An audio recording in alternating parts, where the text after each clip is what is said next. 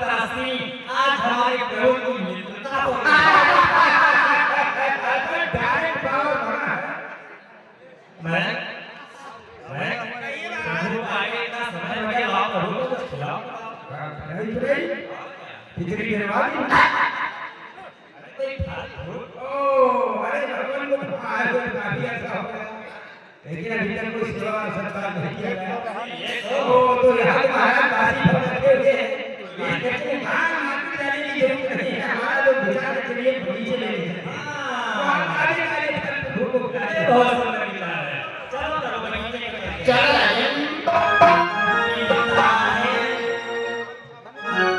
मिलता है सच्चा सुख देव भगवान आपके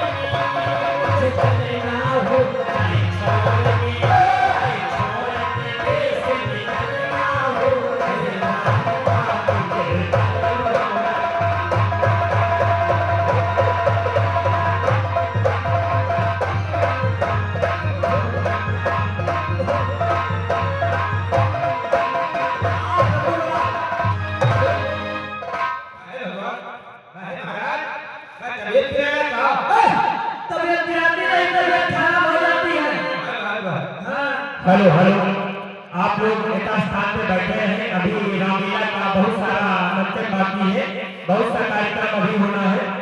आप लोगों से हाथ जोड़कर निवेदन है, एक स्थान पे बैठे हैं। जय श्री राम। क्या बात है सुनियो, तुम तो इस पर्वत पर घूमने के लिए आए थे और यहाँ पर क्या देख करके इतना चिंतित हो गए हो कि जब से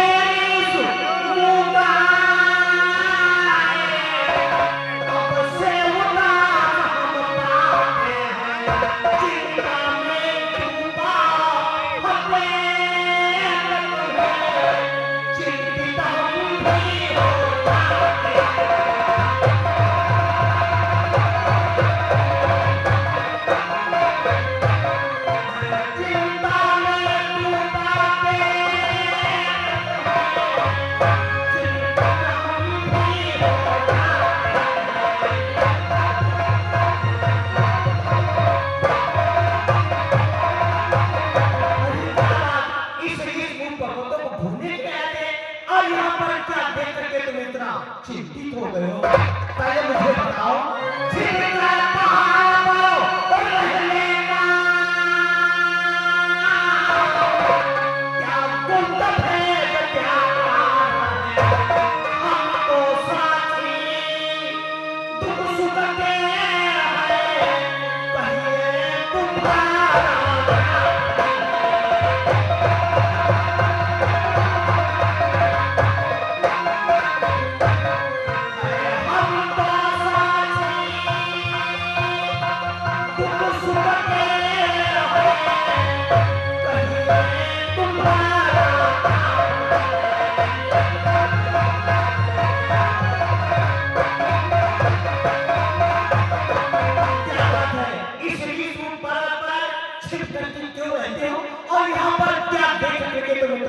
चिंतित हो गए हो? भगवान आप हमारी दुख की कहानी नहीं जाने तो बहुत अच्छा रहेगा प्रभु। अरे ये क्या बात सुनी? हमारी तुम्हारी मित्रता हो चुकी है और मित्रता में आप जो गवाह हुए हैं वो मित्र पार्टी कहा जाता है कि जे नाम एक तुम को आए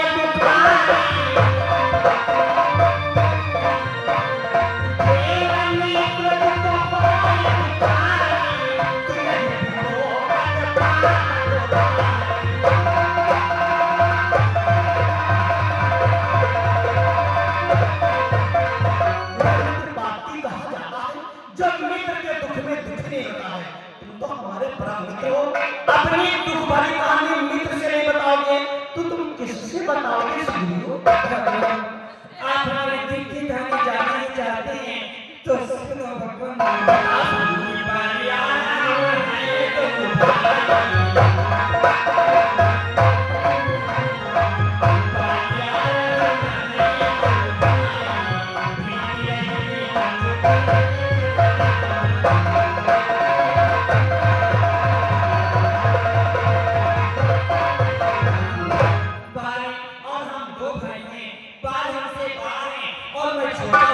दोनों भाई पापापुर में प्रेमपूर्वक राज करते थे।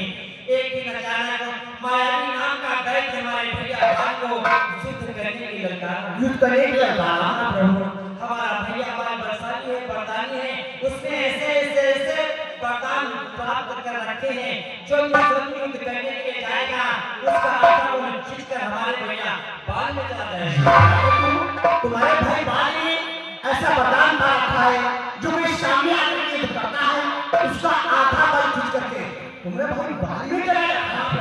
हमारे भैया बाल को उस मायावी दैत्य की ललकार सही नहीं गई और दोनों में युद्ध होने लगा। ये होते एक गुफा के समीप आ पहुंचे। वो दैत्य गुफा के अंदर चला गया। हमारा भैया बाल भी गुफा के अंदर जाना चाहा और जाते जाते हमसे क्या कहने लगा? क्या कहा?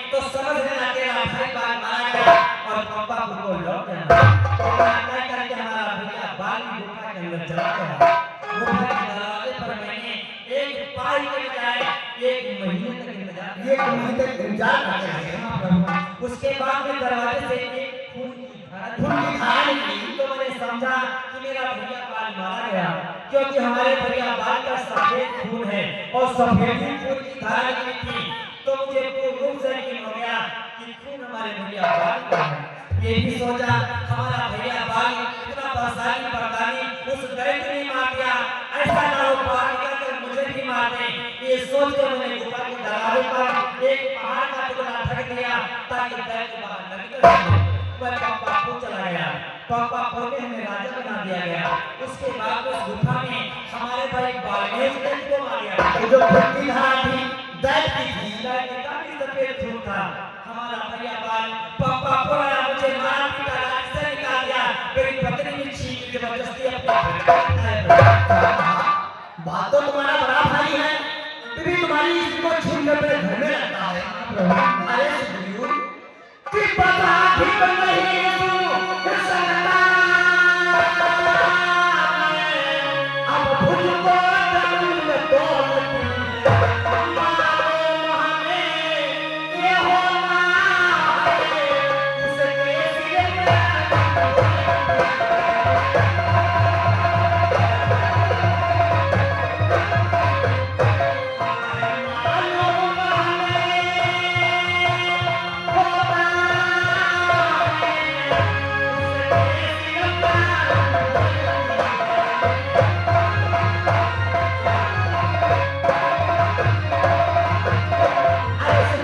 मुझे प्रतीत होता है कि तुम्हारे भाई बाल की मृत्यु निकट आ चुकी है। मेरा भैया बाल बहुत बड़ा बलशाली है। अरे बहुत बलशाली तो इससे क्या हुआ कि बीजू के विश्वास की अपना अब उसका लाख पिला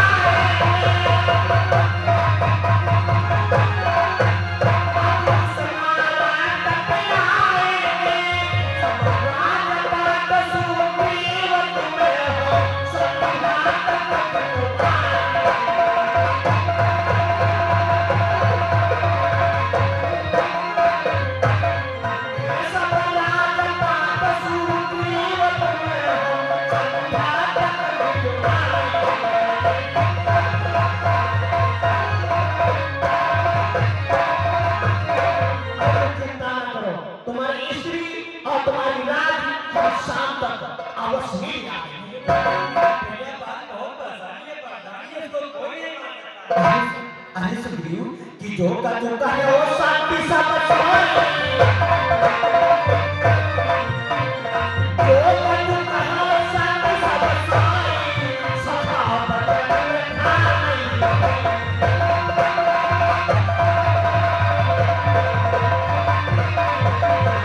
जो कुछ बच्चा ने कहा है वो सत्य ही कहा है कि रघुकुलरी सदा चलेगा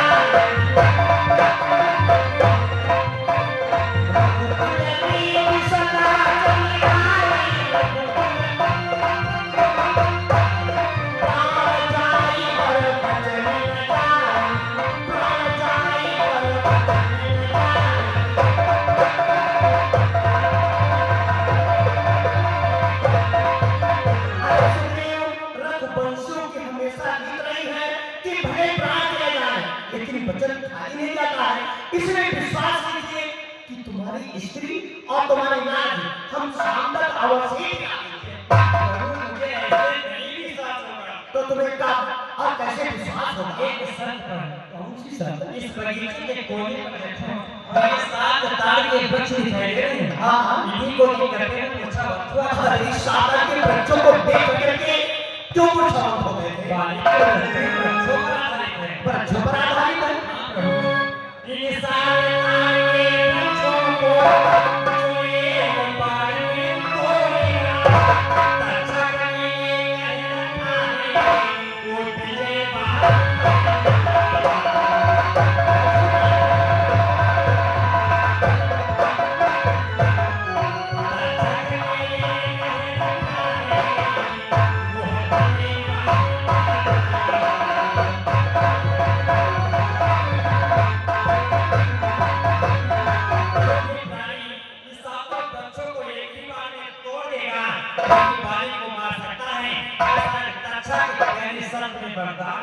तो चिंता मत कीजिए, इस सागर के वृक्षों को हम एक बार से तोड़े देता हूँ। आप आए।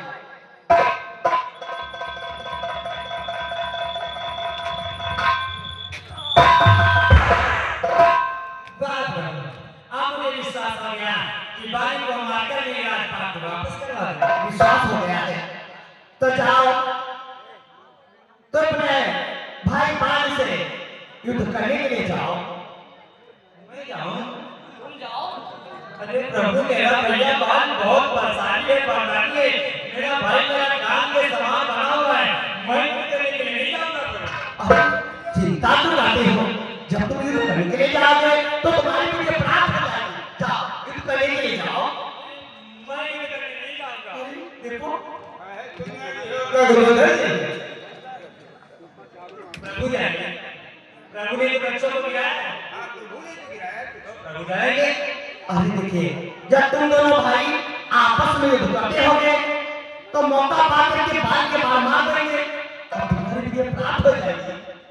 और ये लिखे हैं श्री राम अशोक विश्वकर्मा, श्री राम अशोक विश्वकर्मा जी आए हैं फैजलाबाद लखनऊ ओर से। ये 50 रुपए शीट पर इनाम देंगे पार्टी की तरफ से। हार्दिक अभिनंदन। ऐसी बात है। हाँ सुनिए। तो मैं ठीक है बारिश करने जा रहा